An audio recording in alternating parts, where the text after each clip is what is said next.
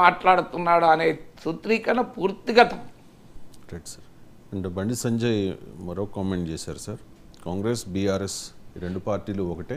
Congress party ఎన్నికల్లో గెలవడానికి 6 గ్యారంటీలు ఇచ్చింది. ఆ గ్యారంటీల నుంచి ప్రజల్ని డైవర్ట్ చేయడానికి మాత్రమే ఈ విగ్రహాల మీద చర్చ జరుపుతూ ఉన్నారు అని చెప్పి సెక్రటేరియట్లో రాజీవ్ గాంధీ విగ్రహాన్ని ఏర్పాటు చేశారు. సో మేము అధికారంలోకి వస్తే ఖచ్చితంగా ఆ రాజీవ్ గాంధీ విగ్రహాన్ని తీసేసి తెలంగాణ తల్లి విగ్రహాన్ని పెడతాము అని చెప్పి కేటీఆర్ చెప్పిన నేపథ్యంలో బండి సంజయ్ కామెంట్ సార్. ఇది ఒకసారి బయట. ఈ రుణమాఫీ అంత బోకస్ 70% రుణమాఫీ జరుగుతుందని చెప్పి మొత్తుకుంటే వాళ్ళ నుంచి ఆన్సర్ వస్తలేదు అధికార పార్టీ నుంచి. ఇప్పుడు విగ్రహాల స్టార్ట్ అయింది. విగ్రహాల వెళ్ళి వాళ్ళు విగ్రహం పెడుతుంటే వీళ్ళు తీసేస్తారట. అది సమస్య. అది రుణమాఫీ విషయంలో ప్రజల్లో కూడా చర్చ జరుగుతుంది కాబట్టి ప్రభుత్వం మీద వ్యతిరేకత వస్తుంది కాబట్టి కాంగ్రెస్ పార్టీని కాపాడడానికి బీఆర్ఎస్ పార్టీ రాజీవ్ గాంధీ గారి విగ్రహం సమస్య ఎత్తుకున్నది. అది పెద్ద సమస్య వీరిద్దరికి పుడియా. దీని సవాల్ వేసుకుంటున్నారు ఇవాళ. ఎందుకు అయితే ప్లాన్ ప్రకారం రుణమాఫీ విషయంలో ప్రజల దృష్టిని మర్చారు. కేసీఆర్ కొడుకు ఏదో నిన్న పెద్ద పోడియాలక విగ్రహం తొలగిస్తామని వీళ్ళంటారు, తొలగిస్తే మీ సంగతి చూస్తాను వాళ్ళంటారు. అది సమస్య అని చెప్పండి ఇవాళ. Right sir. అంటే బీఆర్ఎస్ రుణమాఫీ నుంచి ప్రజల దృష్టిని మళ్లించడానికి కాంగ్రెస్కు సహకరించేందుకు ఈ రాజీవ్ విగ్రహ ఇష్యూ తీసుకొచ్చింది అని బండి సంజయ్ ఆరోపణ. కానీ రుణమాఫీపై కూడా వాళ్ళు పోరాడుతున్నారు కదా.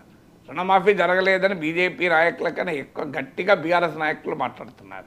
ఇప్పుడు హరీష్ రావు ఇవాళ యాదగిరిగుట్ట కూడా వెళ్తున్నట్టున్నాడు రుణమాఫీ విషయంలో. అందువల్ల రుణమాఫీ విషయంలో బీఆర్ఎస్ ఏమీ తక్కువ మాట్లాడలేదు. ఆ మాటకొస్తే బీజేపీ నాయకుల కన్నా చాలా ఎక్కువ మాట్లాడుతున్నారు.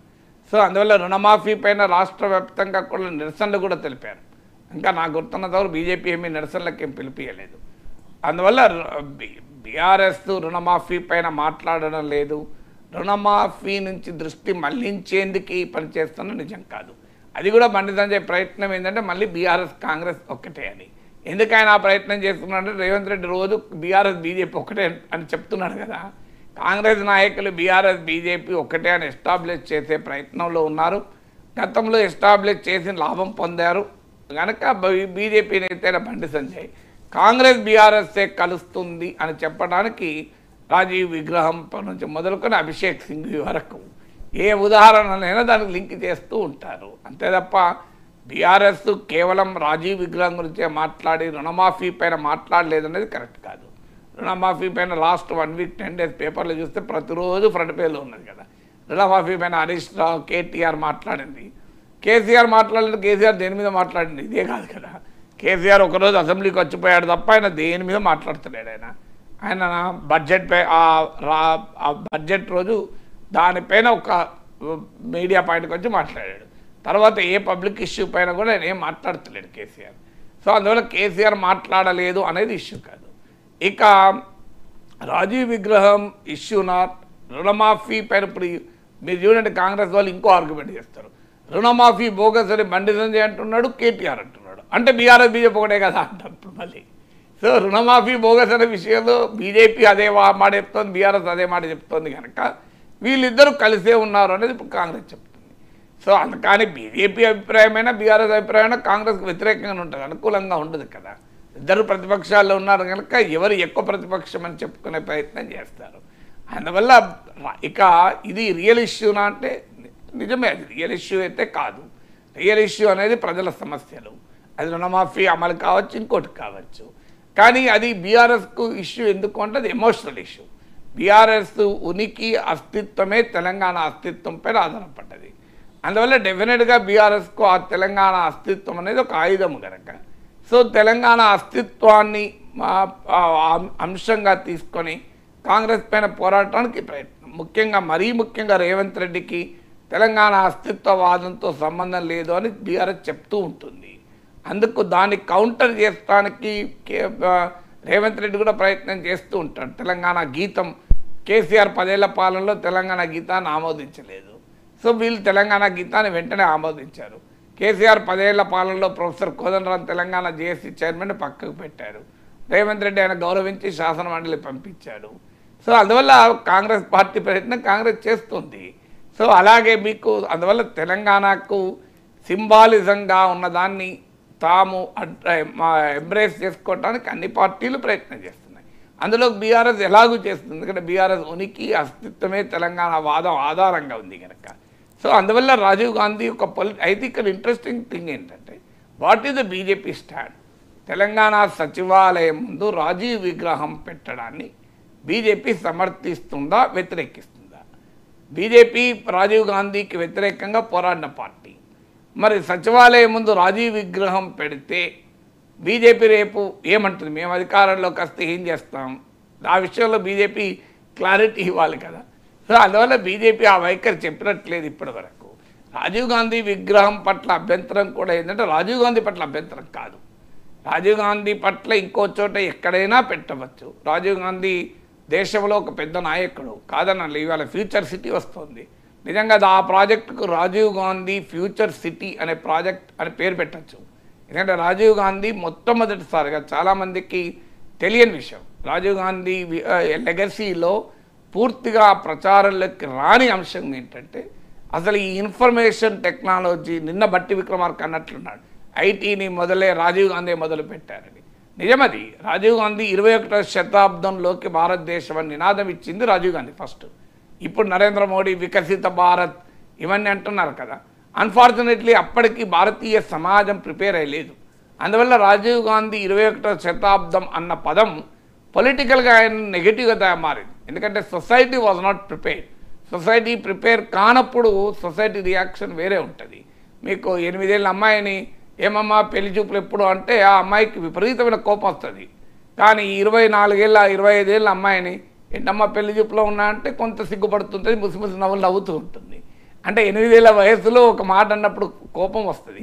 అదే మాట 25 ఏళ్ళప్పుడు ఆమె నిజంగానే పెళ్లి గురించి ఆలోచిస్తున్న సమయంలో అన్నాం అనుకోండి, అదొక డిఫరెంట్ అనుభూతిని ఇస్తుంది.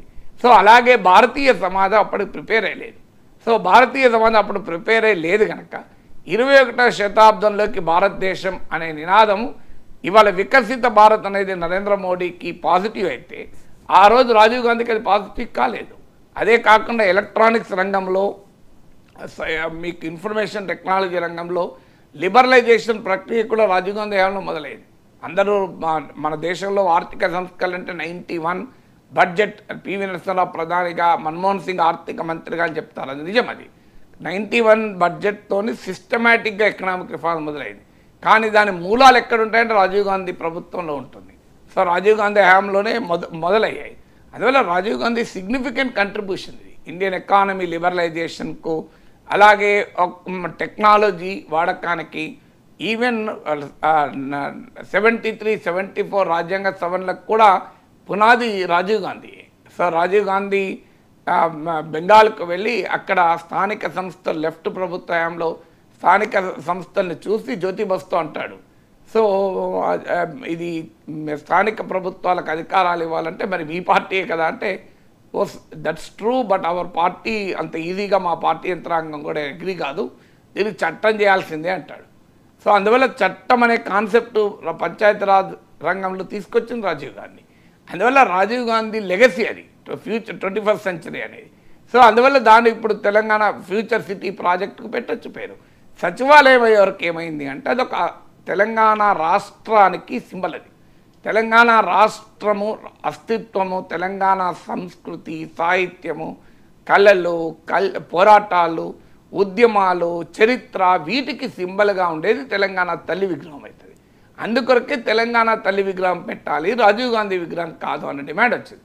రాజీవ్ గాంధీ పట్ల వ్యతిరేకతతో చేసిన వాళ్ళు కూడా ఉండొచ్చు. రాజీవ్ గాంధీతో వ్యతిరేకతతో సంబంధం లేని వాళ్ళకు కూడా ప్రియారిటీ తెలంగాణ తల్లి విగ్రహానికి ఉండాలి. పొలిటికల్ సింబల్స్ అయితే ఏమవుతుంది అంటే రేపు ఎవరు అధికారంలోకి వస్తే వాళ్ళు సింబల్స్ పెట్టుకుంటారు. అయితే దానికి కాంగ్రెస్ పార్టీ వాదన ఏంటంటే యూపీఏ ప్రభుత్వ హయాంలో సోనియా గాంధీ తీసుకున్న రాజకీయ నిర్ణయం వల్ల రాజీవ్ గాంధీ ఈ తెలంగాణ రాష్ట్రం ఏర్పడింది కదా, అందుకొరకు మేము రాజీవ్ గాంధీ విగ్రహం పెడతామన్నది కాంగ్రెస్ వాదన. కానీ తెలంగాణ రాష్ట్రం రాజీవ్ గాంధీ హయాంలో ఏర్పడలేదు. ఇందిరాగాంధీ అయితే తెలంగాణ రాష్ట్రం ఏర్పాటు ఎట్టి పరిస్థితులు అంగీకరించా అని చెప్పేసి ఆమె గట్టి నిర్ణయం తీసుకున్నది. సోనియా గాంధీ రాజకీయ నిర్ణయంతో జరిగిన మాట నిజం, అందులో అనుమానం ఏం లేదు. సోనియా గాంధీ పొలిటికల్ డిసిషనే లేకపోతే తెలంగాణ ఏర్పడేదే కాదు. సో అందువల్ల ఈ ప్రక్రియలో కాంగ్రెస్ పార్టీ సోనియా గాంధీ క్రెడిట్ ఇవ్వడంలో ఎలాంటి తప్పు లేదు. కానీ రాజీవ్ గాంధీ విగ్రహం తెలంగాణ తల్లి విగ్రహం ఇది ఏది పెట్టాలి అనేటప్పుడు తెలంగాణ తల్లి విగ్రహం మోర్ రిలవెంట్ అవుతున్నది వాదన. సో ఆ ఎమోషను సెంటిమెంటు తెలంగాణ అస్తిత్వవాదము రాజకీయంగా బీఆర్ఎస్కు ఎక్కువగా సంబంధం ఉంది కనుక బీఆర్ఎస్ ఎక్కువ మాట్లాడుతుంది. అది పబ్లిక్ ఇష్యూనా అంటే పబ్లిక్ ఇష్యూ నేరుగా కాకపోవచ్చు, కానీ ప్రజల ఎమోషన్స్ కూడా పబ్లిక్ ఇష్యూ కదా. అందులో భారతీయ జనతా పార్టీకి ప్రజల ఎమోషన్స్ అన్నిటికన్నా పెద్ద ఇష్యూస్. సో నార్మల్ ఎకనామిక్ అంశాలు, జాబ్స్, ఇన్ఫ్లేషను వీటికన్నా ఎమోషనల్ పాలిటిక్స్ నడిపే పార్టీ బీజేపీ. సో మరి బీజేపీ స్టాండ్ ఏందో తెలియదు రాజీవ్ గాంధీ విగ్రహం పెట్టడం పైన. Right sir. ఇక మాట తప్పితే, అందులోనూ దేవుడి మీద ఒట్టేసి మాట తప్పితే